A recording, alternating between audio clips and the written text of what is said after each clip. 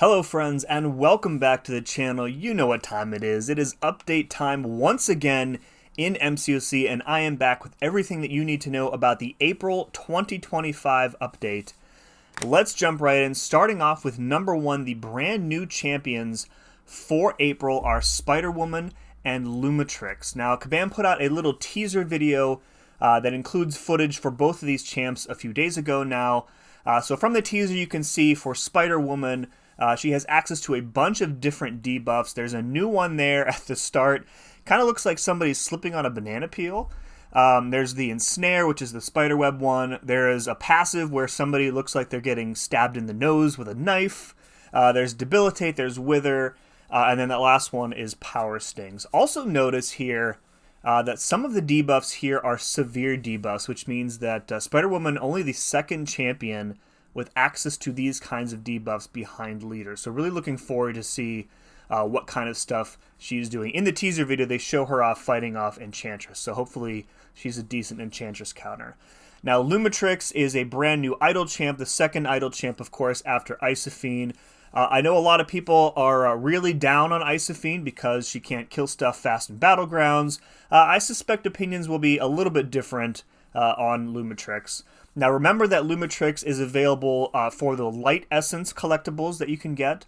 You need 12 of them to get him, and then for every 12 after that you can get the dupe or 20 more SIG levels. So I don't believe you can get all 12 for free. I do think that there is some sort of monetary investment involved for a couple of them. So if you are a free-to-play player, you're going to have to wait until Lumatrix is available somehow else. Somehow else? Is that even English? I don't know. Looking at Lumatrix effects, that first one there is Endurance. So that reduces the duration of non-damaging debuffs. I think Kraven also has that. Very good for severe debuffs specifically because, remember, you can't like cleanse or purify severe debuffs, so the best thing that you can do is just reduce their duration. Brand new effect there called Cunning. You'll find out what that's called. Some sort of phase or invisibility effect is that other one there that with the timer. Unblockable passive furies as well. And then notice that he has access to guaranteed critical hits, which is interesting. Look forward to the deep dives for both Spider-Woman and Lumatrix probably this weekend. I think it's usually the weekend after the live stream, so we'll see. All right, number two, Kabam is keeping that solo content train rolling in April and finally giving us Act 9.2. It feels like forever since we had a big story quest chapter added to the game. I think 9.1 was way back in September, so that's what, like 6 or 7 months, I think, that we've been waiting for 9.2. Now, there's no release date given in the patch notes for 9.2. I'm assuming they will have talked about it on the live stream, which should have ended by the time this video goes live. These patch notes that they're giving us, they're kind of getting less and less detailed, and I think they want people to watch the live stream, but maybe that's a different discussion. So if 9.2 follows what they've done historically for big story quest chapters, I would anticipate it to be released around the middle of the month. So usually like the second or third week, so maybe like the 15th, 16th, 17th, somewhere right in the middle of the month is usually when they put this content out. So that's when I would expect 9.2 to come out.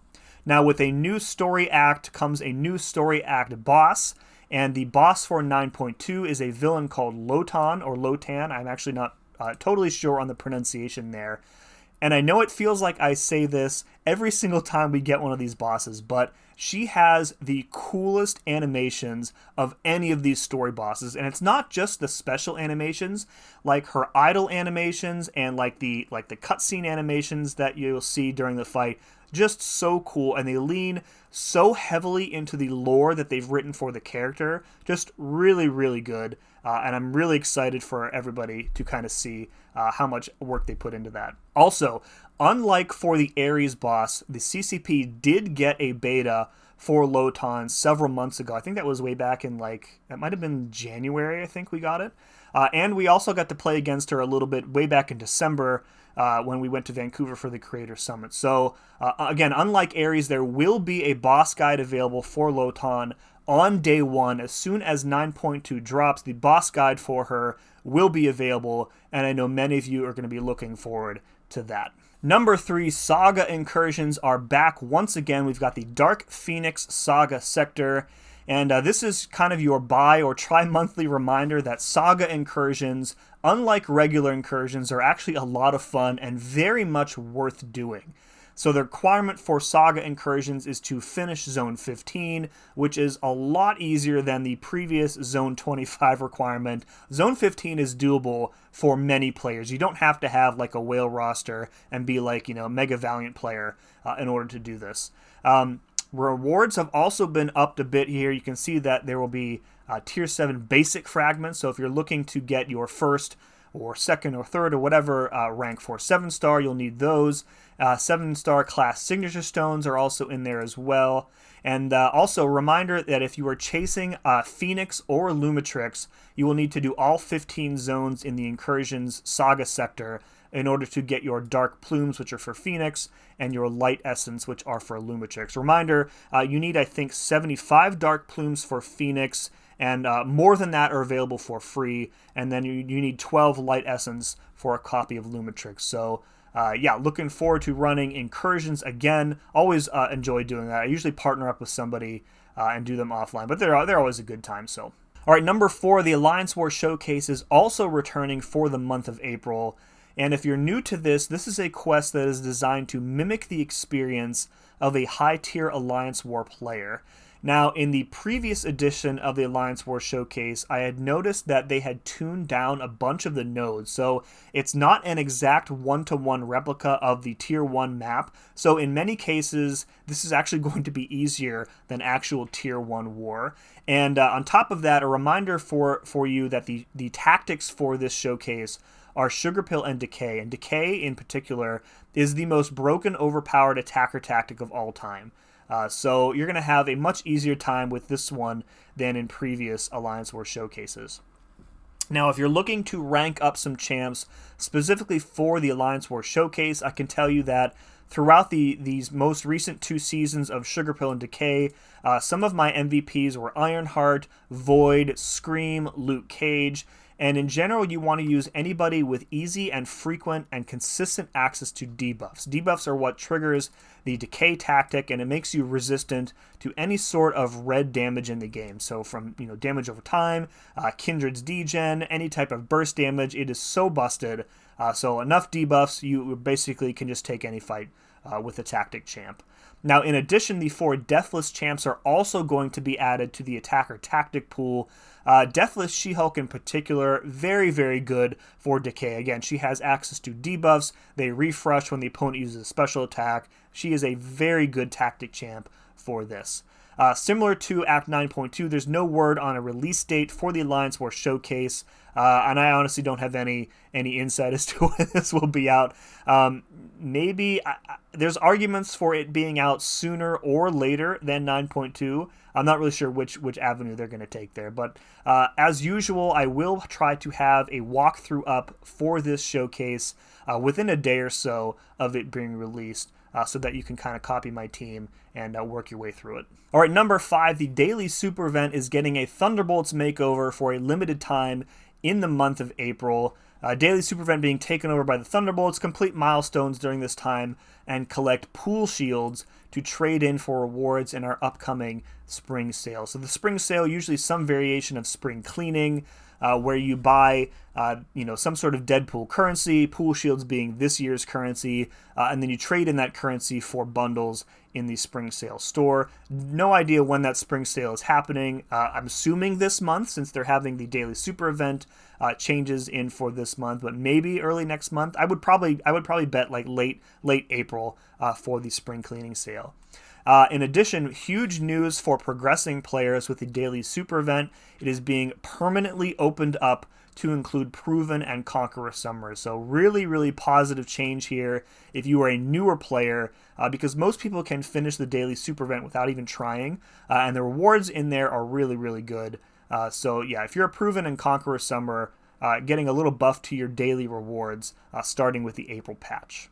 Last but certainly not least is this month's extensive list of bug fixes and improvements. As usual, I will not be going through all of these in detail. If you want to look through them, you can either pause the video or you can head on over to the official website where they usually post the patch notes and the bug fixes shortly after the live stream is over. I am going to go through a few of these that are interesting to me. Maybe they're not interesting to you, but I find them interesting.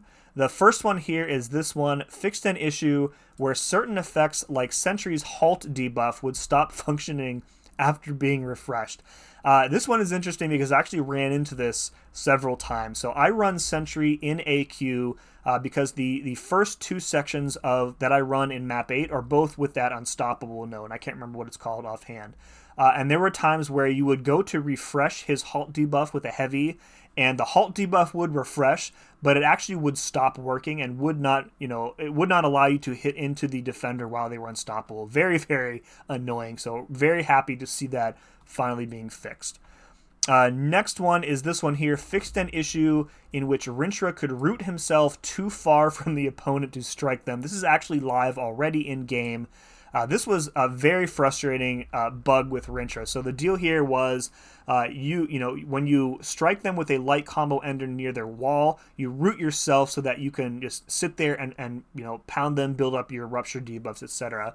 But there was like a small spacing window where you could root yourself at their wall, but still be just far away that your light attacks and your medium attack would not hit the opponent. And obviously, since you're rooted, you can't move either. So you're basically just forced to wait it out. It was really disruptive to his rotation, and I'm very happy to see that getting fixed. Last is this one here: sat spiral down to explain auto block, fixing an issue where she would simply disassociate for the rest of the fight. This is a pretty funny one. This is also fixed already, so this is live already in the game right now. So the deal here is that if you were fighting a spiral and you auto blocked her dancing blades, so if you used your second light attack while she had them active and you auto block them, she would just stand there and do nothing for the rest of the fight. It was really, really funny. So that's being fixed, or has been fixed already. That's going to do it for another month of patch notes. Folks, let me know in the comments below what you are most looking forward to for the month of April. Is it the Incursions? Is it the Alliance War Showcase? Are you looking forward to the guide for Lotan, because I know I am? Or are you looking forward instead to Spider-Woman or Lumatrix, the new champions for next month? Whatever it is, again, let me know in the comments below. As always, thank you very much for watching, and we'll see you again next time.